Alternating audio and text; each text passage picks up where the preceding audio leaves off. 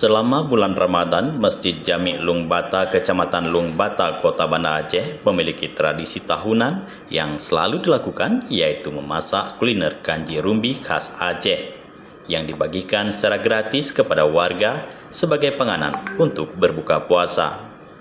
Proses memasak kanji rumbi dimulai pada pukul 14.00 WIB yang dimasak oleh para juru masak yang telah ditunjuk oleh panitia dengan tangan terampil mereka. Tukang masak mengolah kanji rumbi dalam sebuah belangong besar.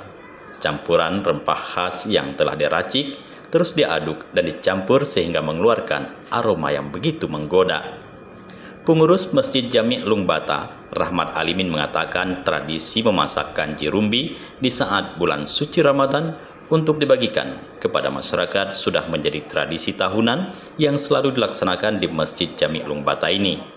Kanji rumbi yang berasal dari swadaya masyarakat dan untuk masyarakat ini tidak hanya dibagikan khusus bagi warga Lung Bata, tetapi juga dibagikan secara gratis kepada siapapun yang mau menikmatinya untuk berbuka puasa.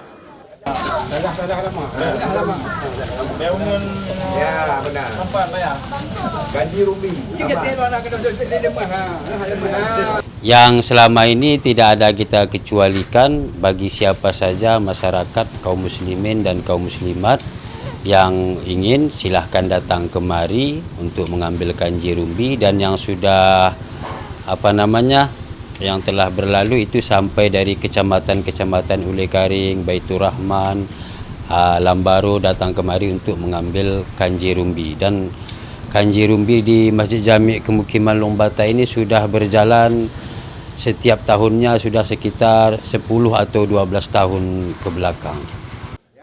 Proses pembagian kanji rumbi yang sudah dimasak itu berlangsung dari sejak selesai salat asar. Satu persatu panitia menyerahkan kanji rumbi yang sudah dibungkus kepada warga yang telah mengantri untuk selanjutnya dibawa pulang sebagai panganan berbuka puasa. Dari Banda Aceh, Tim Liputan Aceh TV melaporkan.